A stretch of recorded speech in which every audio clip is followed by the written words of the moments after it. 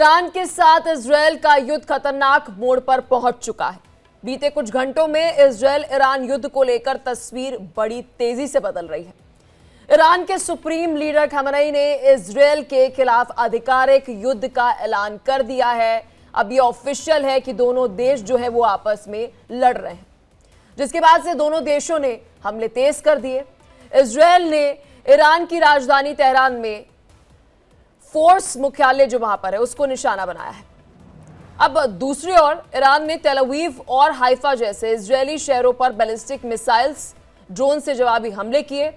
Israel Iran युद्ध के बीच अब अमेरिका की एंट्री भी हो चुकी है, पहले दिन ही हो गई थी।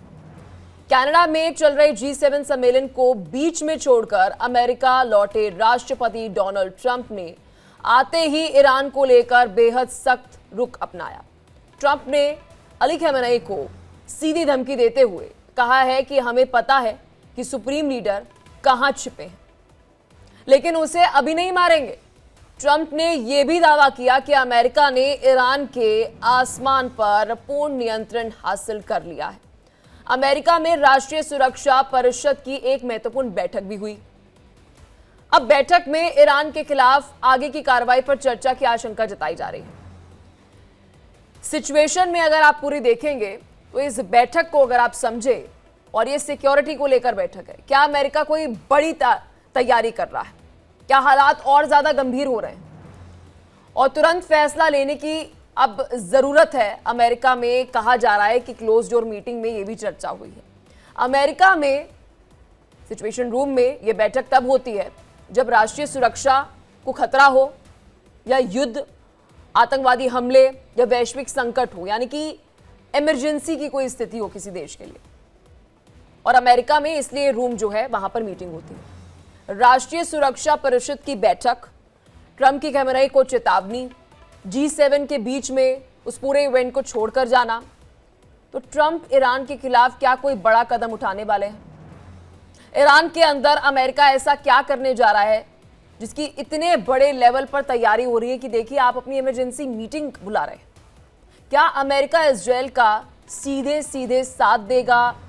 यानी जो ये पूरा युद्ध है इसमें खुद इजरायल के साथ ईरान का नामो निशान मिटाने के लिए अब अमेरिका उतरेगा? ये बहुत बड़ा सवाल है। जो ट्रंप के बयान और उससे लगातार हम देख रहे हैं कि बयान के साथ साथ जो एक्शन भी अमेरिका कर रहा है, उससे साफ हो जाता है कि ये जो पूरा युद्ध है ये किसी और जा रहा है। और ये किस ओर जा रहा है इस पर आज विस्तार से हम चर्चा भी करेंगे। मेहमान हमारे साथ जुड़ेंगे, लेकिन देखिए आप इसको ऐसे समझिए कि ट्रंप की तरफ से ये बात कहना ईरान को कि आपके जो सुप्रीम लीडर हैं खमेनी, हमें पता है कि उनकी लोकेशन क्या है, हमें पता है वो कहां पर हैं, लेकिन अभी हम मारेंगे नहीं।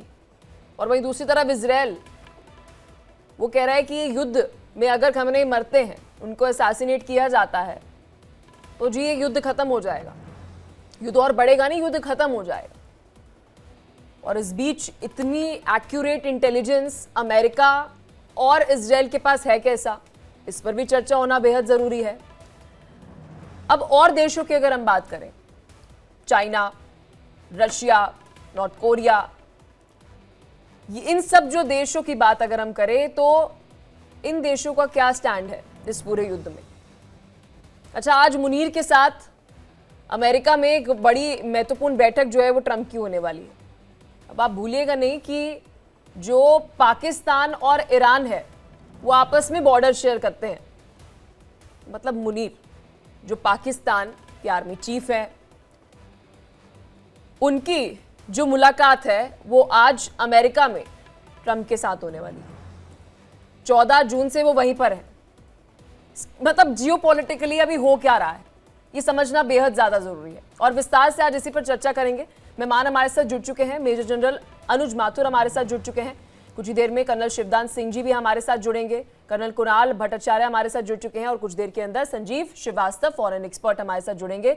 जय हिंद सर, बहुत शुक्रिया आप दोनों का अपना कीमती समय देने के लिए। मेजर जनरल अनुज माथुर जी, इस वक्त विश्व में हो क्या रहा है, अमेरिका क्या प्लान कर रहा है, और आज पाकिस्तान के साथ भी, मुनीर के साथ भी मुलाकात होने वाली है, और ईरान के साथ पाकिस्तान जो है वो बॉर्डर शेयर करता है। देखिए, सबसे पहले तो मैं आपको एक बात बताऊं कि हमको पिछले कुछ दिनों की जो घटनाक्रम है उसको अगर हम ध्यान से देखें तो हमको कुछ चीजें साफ समझ में आएंगी। देखिए, ये जो हमला ईरान के ऊपर हुआ है, इस हमले की प्लानिंग काफी पहले से हो गई थी। ये हमला अचानक से नहीं हुआ है, इस हमले की प्लानिंग बहुत पहले से हो गई थी। और जो अमेरिका ने पाकिस्तान को इतना सपोर्ट दिया है, आईएमएफ से लोन, यहां से लोन, यहां से वो, वहां से वो सब इस बात को ध्यान में रखते हुए दिया था कि Pakistan will be required. Iran के खिलाफ अमेरिका को पाकिस्तान की जरूरत पड़ेगी, ये वजह थी। हम लोग अपने आप बात करते चले जा रहे थे कि इसकी वजह से ये हो गया और वो सिंदूर और वो, हाँ, तो मेन उसका वजह ये थी कि उनको पता था कि पाकिस्तान। और अब आप देखिए, पाकिस्तान का जो फील्ड मार्शल है, 5 दिन आप मुझे बताएं कैसे कोई किसी सेना का प्रमुख दूसरे देश में पड़ा रह सकता है, ये शब्द मैं इस्तेमाल करूंगा, पड़ा रहा वो वहां पर। 5 दिन से उनको वहां पर संबंध करके रखा हुआ है, किसी को बुलाया नहीं गया है। और अब उनको डायरेक्शंस दिए जाएंगे मुनीर को कि आप ये करेंगे और ये करेंगे। पाकिस्तान ने प्रयास किया बोलने का कि हम ईरान के साथ हैं, और उसके कुछ ही घंटे बाद उन्होंने अपने शब्द वापस लिए।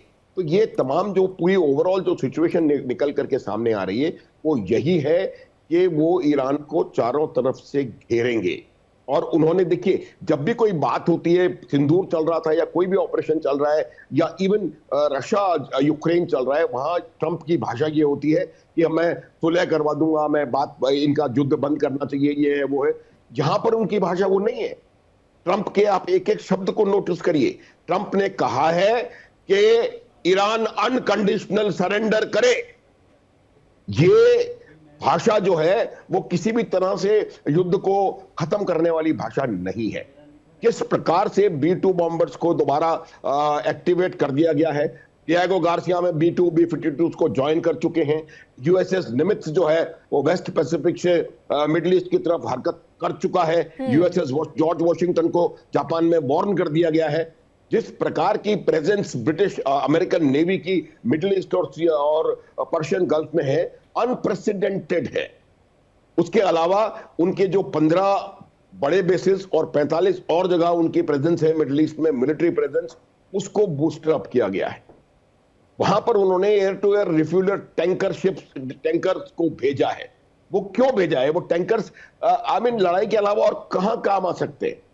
उन्होंने 2-3 बार इस बात को स्टेटमेंट को दिया है, देखिए, कि भाई हमारे पास पूरा ईरान के स्काईज का कंट्रोल है। ईरान के स्काईज का कंट्रोल होने का मतलब क्या है कि वो इम्यूनिटी के साथ जहां चाहे वहां पर हमला कर सकते हैं। तो ये जो ओवरऑल सिचुएशन है वो बिल्कुल अमेरिका ने इस प्रकार की क्रिएट करी है कि वो ईरान को घुटनों पर लेकर के आएंगे। ये कर्नल भट्टाचार्य जी, क्या आप अनुज माथुर जी की बात से सहमत हैं कि जब पाकिस्तान की तरफ जो झुकाव नजर आ रहा था अमेरिका का, उसके पीछे की कहानी ये थी कि ईरान को हमला करने में आपको पाकिस्तान की मदद चाहिए?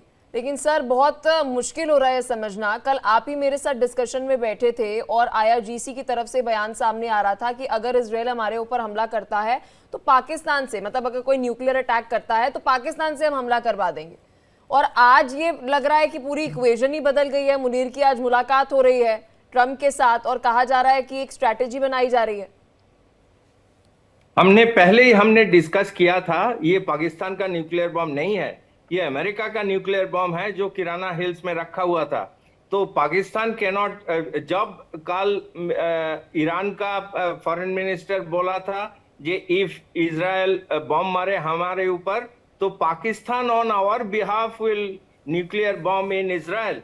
लेकिन कुछ ही देर में पाकिस्तान का डिफेंस मिनिस्टर वो कैंसिल कर दिया, बोला है जे शांति चाहिए and Pakistan will not bomb Israel, क्योंकि वो बॉम्ब पाकिस्तान का नहीं है, वो अमेरिका का बॉम्ब है और अमेरिका ओपनली इजराइल को सपोर्ट कर रहा है।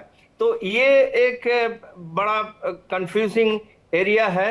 सबसे बड़ा मुस्लिम कंट्रीज में Turkey has also not come up openly in support of Iran। और G7 में अभी जो चल रहा है कनाडा में, वहां पे स्टेटमेंट दिया है, combined statement, that Israel has his full right to protect himself. So यहाँ पे कोई ईरान का कोई बात हुआ ही नहीं है।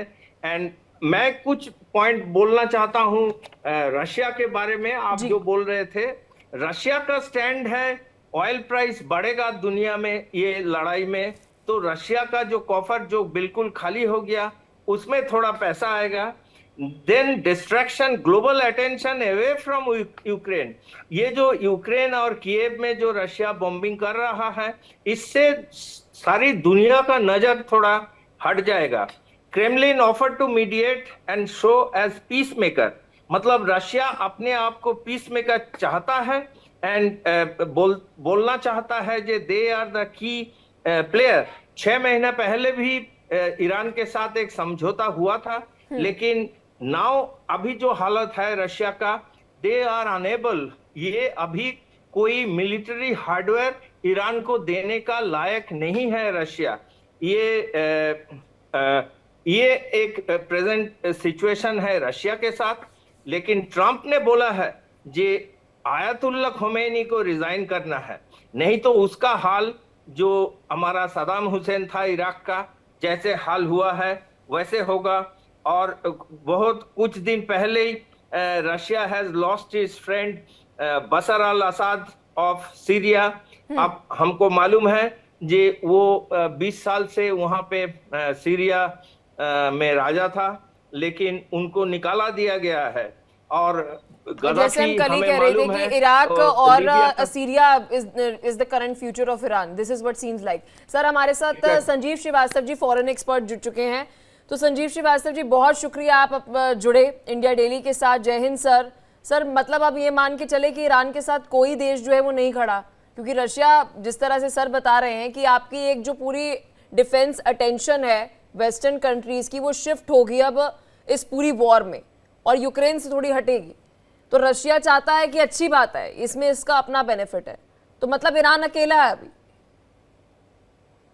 जी पलक जी, जय हिंद। और देखिए, ये बिल्कुल स्पष्ट है कि ईरान के पास ज़्यादा ऑप्शंस नहीं है, बहुत ही उसके पास से मैं ये कहूँगा, स्पष्ट रूप से कहूँगा कि सिर्फ एक ऑप्शन है कि वो अपने जो नाटकीय व्यवहार को, अपने न्यूक्लियर बिहेवियर को ठीक कर ले और अपने जो न्यूक्लियर वेपन्स को एक्वायर करने का जो एम्बिशन है उसको वो त्याग दे, तो वो ज़्यादा बेहतर होगा। और तभी ये इस तरीके की जो सिचुएशन है उसमें डी एस्केलेशन हो सकता है।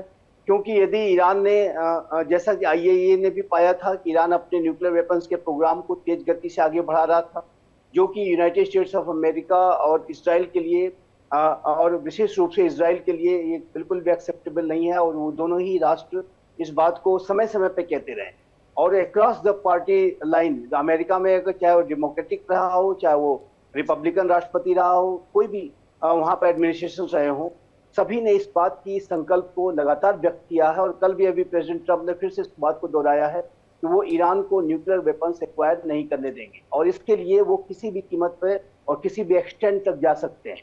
तो ये जो अभी ईरान के ऊपर जो इजराइल का हमला किया गया है, ये जो न्यूक्लियर इंस्टॉलेशंस पर जो कार्रवाई इजराइल ने की, वो एक मेजर डिसीजन था। लेकिन वो तब हुआ जब IAEA ने ये पाया कि यूरेनियम एनरिचमेंट की जो प्रक्रिया है वो ईरान ने तेज कर दी है, वो न्यूक्लियर वेपन्स एक्वायर करने की दिशा में वो तेज गति से वो कदम बढ़ा रहा है। तो ऐसे में उसके प्रोग्राम को लिमिट करने की कार्रवाई थी।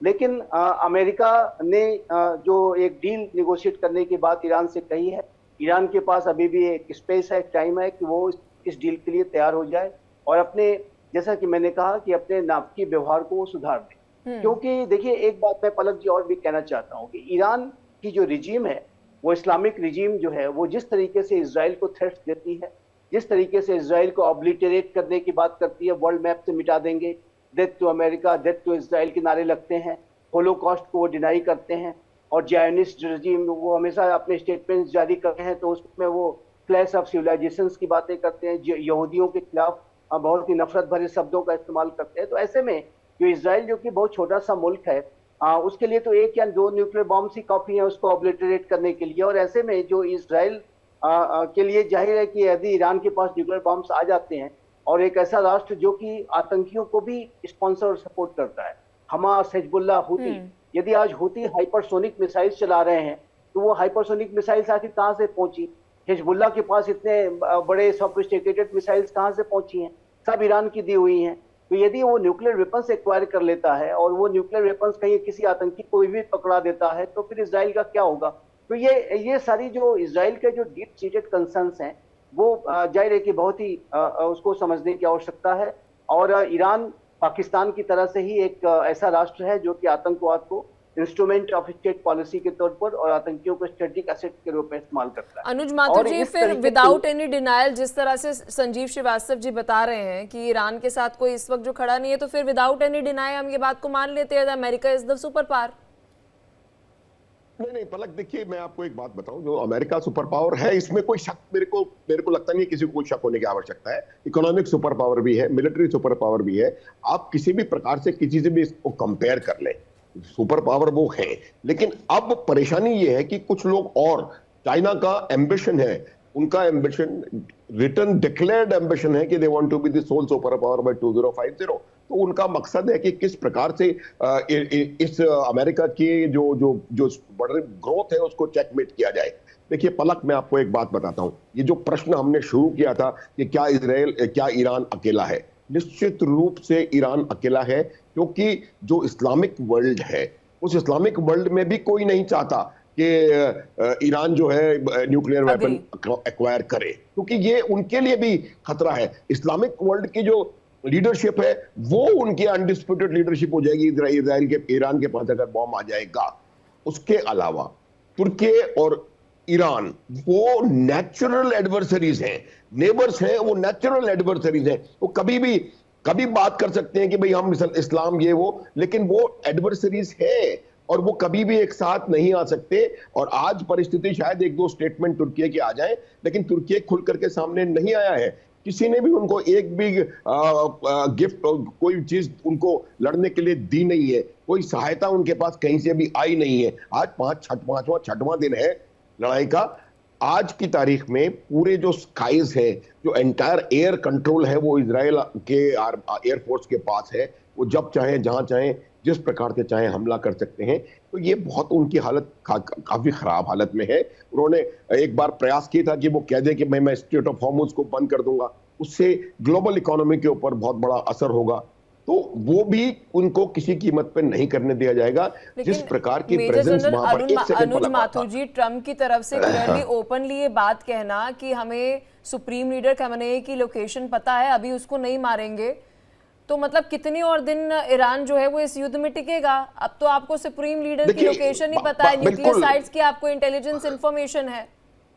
हाँ, देखिए उनको सब कुछ मालूम है, और जब लड़ाई चल के लिए गए थे उसके पहले से पता है। क्योंकि मैं उसकी आपको वजह बताता हूं। देखिए जो मोसाद है, उस मोसाद का इतना जबरदस्त नेटवर्क इकोसिस्टम उन्होंने वहां पर तैयार करके रखा हुआ है ईरान के अंदर, और वो अभी नहीं किया है, पिछले 2 दशकों से उसके ऊपर काम चल रहा है और बहुत जबरदस्त इकोसिस्टम वहां पर तैयार है। यू विल बी पलक, ये बात हमको पता है कि उन्होंने ईरान के अंदर ऐसी ड्रोन बनाने की फैक्ट्रीज हैं जो कि इजराइल के लिए ड्रोन बना रही हैं, वहीं से ऑपरेट हो रहा है, वहीं से उनके ऊपर हमला कर रहा है। तो ये बताता है कि कितनी गहराई से वहां की इंटेलिजेंस एजेंसीज ईरान के अंदर जगह जगह पर मौजूद हैं। और ये जो हमला हुआ है, ये इसकी एक वजह ये भी थी कि उनकी इंटेलिजेंस एजेंसीज ने उनको परफेक्ट इनपुट दिया था कि अभी सही समय है हमला करने का, और अगर अभी हमला किया जाएगा तो हमें सबसे ज्यादा कॉस्ट बेनिफिट एनालिसिस, सबसे ज्यादा फायदा होने का के चांसेस हैं, इसलिए इस समय पर हमला किया गया। देखिए, और एक और बात मैं आपको बता देना चाहता हूं कि अमेरिका को क्यों उन्होंने ऐसा कहा। अमेरिका को अभी भी उम्मीद है कि खामनेई जो है वो टूटेंगे, घुटनों पर आएंगे और न्यूक्लियर डील को साइन करेंगे। इसलिए उन्होंने उनको मौका दिया है कि भाई आप अगर रहना चाहते हैं और सुप्रीम कमांडर बने रहना चाहते हैं तो न्यूक्लियर डील पर साइन करो और इजीली कंफर्टेबल एग्जिट इस युद्ध से निकाल दो, और उसके बाद अमेरिका आपके साथ होगा। ये बिल्कुल क्लियर है। इतिहास अगर आप देखेंगी पलक, जब इजराइल बना था 1947-48 में, तो जो 4 देश उनके साथ थे इस्लामिक में, पूरा अरब वर्ल्ड उनके खिलाफ था। उनके बनने के कुछ ही दिनों बाद उनके ऊपर चौतरफा हमला हुआ था। उस समय 4 देश उनके साथ थे, वो तुर्की, ईरान, कंबोडिया और ये एक 2 और देश थे। इन्हीं लोगों के साथ वो उन्होंने इनको मदद करी। और उस समय से लेकर के 1979 के जो इस्लामिक रेवोल्यूशन है पलक, उस समय तक ये पक्के दोस्त बने रहे। ईरान जो था एक बहुत प्रोग्रेसिव नेशन था, बहुत ज्यादा उनके लोग बाग वहां पर आगे बढ़े हुए थे, वहां से फ्लाइट्स जाती थी इजराइल में, और वहां जाकर के लोग बाग पिकनिक्स बनाते थे और नाइट लाइफ एंजॉय करते थे, सब कुछ था। और फिर ये जब ये इनके ऊपर इस्लामिक रेवोल्यूशन सो कॉल्ड हुआ और इस्लामिक मुल्लाओं ने वहां पर उसके ऊपर पूरा कब्जा कर लिया, तो आप देखेंगे, आप मुझे बताएं पलक कि अगर आप 50% जो जनसंख्या है आपकी उसको कमरे से बाहर नहीं निकलते हैं तो कैसे प्रोग्रेस आपका देश करेगा? तो ये बात इनको इस्लामिक वर्ल्ड के जो कट्टरवादी इस्लामिक लोग हैं उनको पता नहीं, इस बात का अंदाजा नहीं है। तो ये एक वजह थी वो जो ताकीद जिसकी वजह से वो काफी पिछड़ रहे हैं। मेजर जनरल अनुज माथुर जी, आप अभी किराना हिल्स का जिक्र कर रहे थे, एंड वो बात जो स्ट्राइक की है मुझे वो ये है कि अगर पाकिस्तान में जो न्यूक्लियर साइट्स उनकी है, जो न्यूक्लियर वेपन्स उनके हैं, और ये स्टेटमेंट आपकी तरफ से आना कि वो भाई पाकिस्तान के नहीं है, वो अमेरिका के हैं, तो सर चाहे ईरान ही कारण हो और पाकिस्तान और अमेरिका की बढ़ती नजदीकियां हो सर, लेकिन ये भारत के लिए गुड न्यूज है। बिल्कुल, ये मतलब इस बात के इंडिकेशंस हमेशा से थे। आपको मैं एक बात बताता हूं कि जब हमारा ऑपरेशन सिंदूर 2.5 दिन में खत्म हुआ, उसके बाद से आपने किसी भी पाकिस्तानी का कोई भी स्टेटमेंट सुना है जहां पर कि वो कह रहा है कि हमने शब्बे बारात के लिए तो नहीं रखे थे या इसके लिए तो नहीं रखे थे, हमारे पास एटॉमिक बॉम्ब्स हैं, हम ये कर देंगे, दिवाली के लिए नहीं रखा। ये इसलिए है, देखिए, जब हमारा एटॉमिक एक्सपेरिमेंट हुआ तो उसके बाद आनंद फानन में इन्होंने जाकर के बलोचिस्तान में एक अपना वो एक्सप्लोजन करने की कोशिश की। वो इसलिए करने की कोशिश की कि उनको अपने लोगों को बताना था कि अगर भारत ने न्यूक्लियर बॉम्ब बना लिया है तो हम भी काबिल हैं न्यूक्लियर बॉम्ब बनाने के, जबकि वो तैयार नहीं थे, लेकिन उनको जवाब देना था। और यही वजह है कि मेरा मानना है, कोई मेरे पास प्रमाण नहीं है इसका, कि अमेरिका जो पाकिस्तान के पास अपना कोई भी न्यूक्लियर आर्सेनल मेरे हिसाब से नहीं है। जिस प्रकार से अमेरिका ने बहुत देशों में अपना न्यूक्लियर आर्सेनल पुश फॉरवर्ड करके रखा हुआ है, जिनमें से तुर्की भी है, तुर्की में भी अमेरिका के एटॉमिक बॉम्ब्स हैं। उसी प्रकार से अमेरिका के जो एटॉमिक बॉम्ब्स हैं वो किराना हिल्स के बेसमेंट्स में रखा हुआ है, और ये रूस और चीन को काउंटर करने के लिए, उनको आगे नहीं बढ़ने देने के लिए ये वहां पर उनके पास है। और ये मेरा काफी स्ट्रॉन्ग बिलीव है कि पाकिस्तान के पास अपना कुछ नहीं है। सर, इस पर विस्तार से हम चर्चा करेंगे, इस एंगल पर ये बहुत ही दिलचस्प और महत्वपूर्ण है। लेकिन इस बीच एक बड़ी खबर आ रही है, पहले दर्शकों को वो बता देते हैं। ईरान युद्ध के बीच यूएस स्टेट डिपार्टमेंट का ऐलान, यरूशलेम में अमेरिकी दूतावास 20 जून तक बंद। इजरायल में यूएस के वाणिज्य दूतावास भी बंद रहेंगे। ईरान इजरायल युद्ध में अमेरिका की एंट्री हो सकती है, इसकी पूरे संकेत है, क्योंकि आपको बता दें यूएस की जो फाइटर जेट्स हैं वो मिडिल ईस्ट की तरफ मूव कर रहे हैं, ऐसी भी जानकारी है कई रिपोर्ट्स पे। और ट्रंप का G7 में आते ही वापस जाना, अपने इस पूरे इवेंट में इसे कट शॉर्ट करना, ये इसकी इंडिकेशन है कि अमेरिका कुछ बड़ा प्लान कर रहा है। लगातार हमारे साथ मेहमान भी जुड़े हुए हैं। संजीव भट्टाचार्य, अगर ऐसा है कि सुप्रीम लीडर खamenei जो हैं वो सरेंडर कर देते हैं और जो ये आसपास के पड़ोसी जो देश हैं ईरान के, बीट इराक, सऊदी अरब, ये सभी जो देश हैं जो अभी चुप्पी साधे हुए हैं, तो कहीं ना कहीं आप मौन तो हैं, लेकिन आप वेस्टर्न कंट्रीज का जो वर्चस्व है वो और ज्यादा बढ़ा रहे हैं अपने रीजन में। एक पॉइंट जो हमने कल भी डिस्कस किया था, ये शिया सुन्नी का प्रॉब्लम है, क्योंकि हमें मालूम है शिया सुन्नी का प्रॉब्लम, आई अग्री, बट आप वेस्टर्न कंट्रीज को यहाँ पर वर्चस्व बढ़ा रहे हैं। क्योंकि सर अगर हम 1945 से पहले का जिक्र करें, जो ज्यूज यहाँ पर लगातार बस रहे थे, ठीक है उनका बहुत पुराना इतिहास है वहां पर, लेकिन उस वक्त भी बहुत सारे एक्सपर्ट्स ने बात कही थी कि ये पलायन वापस यूरोपियन कंट्री से इसलिए कराया जा रहा है क्योंकि मिडिल ईस्ट के अंदर अमेरिका और वेस्टर्न कंट्रीज जाते हैं कि हमारी एक प्रॉक्सी हो। एग्जैक्टली, तो अमेरिका चाहता है उनका हेजेमनी ये मिडिल ईस्ट में रहे। एक बार अमेरिका को चैलेंज किया था सदाम हुसैन, हमको मालूम है उसका क्या हाल हुआ था। सिमिलरली ईरान अभी चैलेंज कर रहा है अमेरिका को, उसका स्टेटमेंट पूरा आया है जे सदाम हुसैन का जैसा ही हाल होगा खोमेनी का। और अमेरिका टोटली, जयाल साहब ने बताया, जे कंप्लीटली वॉर के लिए वो मूव कर रहा है। USS निमित्ज aircraft carrier already move कर रहा है। यूएसएस कार्ल विंसन वो नियर सऊदी अरेबिया के पास वो ऑलरेडी है। और हैरी ट्रूमैन वो एक यमन और रेड सी में हाउदीज पायरेट्स को कंट्रोल करने के लिए रखा हुआ है। और मेरा पास कुछ खबर है जे US several air defence batteries pull किया हुआ इंडो पैसिफिक ओशन से। डियागो गार्सिया से सर ने ऑलरेडी बताया B2 एक्टिवेटेड है। एंड यूएस 2 डिस्ट्रॉयर है मेडिटेरेनियन में, उन डिस्ट्रॉयर को भी इजराइल के पास भेजने के लिए ऑर्डर दिया हुआ है। उसका नाम है सुलिवान एंड थॉमस हार्डनर। ये 2 डिस्ट्रॉयर है, ये 2 डिस्ट्रॉयर भी इजराइल के पास आया है। और हमें US also deployed terminal high altitude area defence battery with 100 soldier वो इंटरसेप्ट करने के लिए ईरान का मिसाइल को। तो क्या अनुज माथुर जी, देखिए अभी पूरे करंट सिनारियो में अगर हम वर्ल्ड मैप पर देखें सर, अमेरिका ने साउथ एशिया में पाकिस्तान को अपनी प्रॉक्सी बना लिया, जहां से आपने मिडिल ईस्ट को भी कवर कर लिया और साउथ एशिया को भी आपने कवर कर लिया। फिर उसके बाद मिडिल ईस्ट में आपके पास इजराइल तो बहुत पुराना है ही, ठीक है। कहीं ना कहीं सर फ्रंट में अगर हम बोले वर्ल्ड सिनारियो में कि सिर्फ अभी रशिया जो है वो ही सिर्फ टक्कर जो है वो इन वेस्टर्न कंट्रीज को दे पा रहा है, अदरवाइज तो सबने हाथ खड़े कर दिए। पलक देखिए, अभी ये कहना भी मेरे हिसाब से बहुत ज्यादा सही नहीं होगा कि वेस्टर्न कंट्रीज को रशिया टक्कर दे पा रहा है। आप रशिया की इकोनॉमिक कंडीशन आज की परिस्थिति में देखिए, रशिया के जो स्ट्रेटेजिक स्ट्रेंथ है, रशिया जैसी सुपर पावर इतनी बड़ी शक्ति को अगर ईरान और नॉर्थ कोरिया से हथियार मांगने पड़े तो आप समझ सकते हैं कि कितना उनकी क्या परिस्थिति, क्या कंडीशन है आज की तारीख में। ये बिल्कुल साफ है कि जो अभी जो सुपर पावर राइवलरी है, वो super power rivalry is no more between America and Russia. हालांकि ये super power rivalry Russia, America और चाइना के बीच में है। और वो अब अमेरिका का क्या इंटरेस्ट और है मिडिल ईस्ट में, वो ये बात समझते हैं कि मिडिल ईस्ट जो ईरान जो है वो मिडिल ईस्ट में चाइना के लिए एक गेटवे बन सकता है।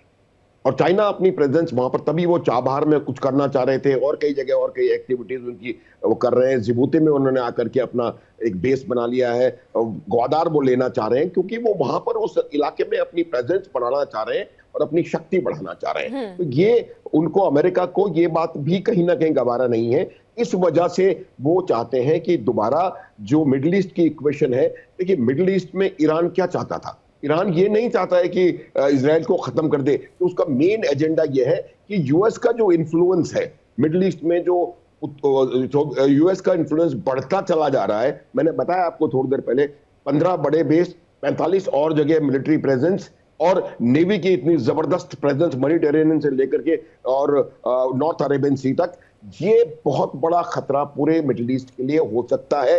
इतनी डेंस मिलिट्री प्रेजेंस मुझे लगता नहीं है कि अमेरिका की किसी और जगह पूरी दुनिया में, इंक्लूडिंग यूरोप, इस प्रकार की मिलिट्री प्रेजेंस है। तो ये सब चीजें इस बात को दर्शाती हैं कि अमेरिका के इन्फ्लुएंस को कम करने का प्रयास कर रहा था ईरान। एक और बात मैं बताना चाहता हूं कि ईरान बाई इटसेल्फ या फिर मिडिल ईस्ट का कोई भी कंट्री बाई इटसेल्फ, इराक ने प्रयास किया और भी कुछ, तो कोई भी बाई इटसेल्फ अमेरिका को टक्कर देने वाली परिस्थिति में नहीं है। तो उनके लिए तो एक तरफ खाई है और एक तरफ वो है। तो आप अगर आप अमेरिका का इन्फ्लुएंस कम करेंगे तो आपका चाइना का इन्फ्लुएंस वहां पे एक्सेप्ट करना पड़ेगा। तो ये उनके लिए एक बहुत ज्यादा मुश्किल हालात हैं।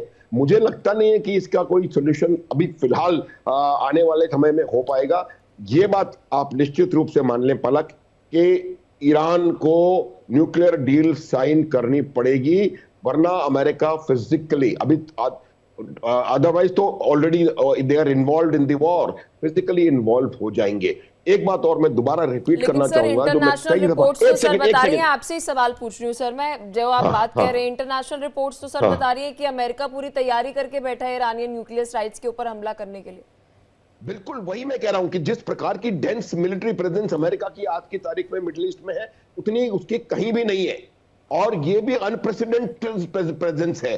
जो मैं आपको बता रहा था, देखिए युद्ध जो है वो 3 साइमल्टेनियस फ्रंट्स पर लड़ा जाता है। इकोनॉमिक फ्रंट, साइकोलॉजिकल फ्रंट या फिर इंफॉर्मेशन वॉरफेयर फ्रंट या प्रोपेगेंडा वॉरफेयर फ्रंट, कुछ भी आप जो चाहे कह लें। और तीसरा होता है काइनेटिक वॉरफेयर, जो कि फिजिकली आप लड़ाई लड़ते हैं। आज की तारीख में अमेरिका जो है वो इस बात का यकीन करेगा कि वो ईरान को इकोनॉमिकली बहुत ज्यादा डाउन करने की कोशिश करेगा, ताकि उनको इतना परेशानी, इतना वो उनके ऊपर दबाव आ जाए कि वो सरेंडर मीनिंग इसको डील साइन करने के पर मजबूर हो जाए। तो ये बात बिल्कुल साफ है, अमेरिका ने बिल्कुल क्लियर कर दिया है। मैंने पहले भी बताया था, अमेरिका का स्टांस बाकी सब जगह और ईरान में यही डिफरेंस है। बाकी सब जगह वो कह रहे हैं कि बातचीत से सोल्यूशन निकाला जा सकता है, यहां वो कह रहे हैं कि अनकंडीशनल सरेंडर होगा। तो ये बिल्कुल क्लियर स्टांस है यूनाइटेड स्टेट्स ऑफ अमेरिका का कि या तो आप अनकंडीशनली सरेंडर करिए, अदरवाइज B-52 का वार झेलने के लिए, B-2 का वार झेलने के लिए तैयार रहिए। तो ये दिन मुझे लगता नहीं है कि बहुत ज्यादा दूर है। अब वो वहां पर इकोनॉमिक ब्लॉकेड लगाने की कोशिश करेंगे। आफ्टर ऑल ईरान के पास अपना जो उनकी आर्थिक व्यवस्था को, अर्थव्यवस्था को कौन ताकत देता है? जो उनके पास और है क्या तेल के अलावा? तो ये मुझे लगता है कि अगर उसके ऊपर कहीं ना कहीं कोई दबाव डाला। एक चीज और आपने नोटिस करी होगी पलक, कि अभी तक जितने भी इजराइल के हमले हुए हैं, उन्होंने अभी तक ईरान की जो इस आर्थिक जो चीजें हैं, जो उनकी इंफ्रास्ट्रक्चर, ऑयल इंफ्रास्ट्रक्चर है, एनर्जी इंफ्रास्ट्रक्चर है, उसके ऊपर हमले नहीं करें। जब उनके एनर्जी इंफ्रास्ट्रक्चर के ऊपर हमले होने शुरू हो जाएंगे, ऑयल इंफ्रास्ट्रक्चर के ऊपर हमले होने शुरू हो जाएंगे, तब आप देखिएगा किस तो प्रकार क्या से संजीव दबाव पड़ता है श्रीवास्तव ईरान के जी, ऊपर। मेजर जनरल अनुज माथुर जी जो बात कह रहे हैं कि अभी जो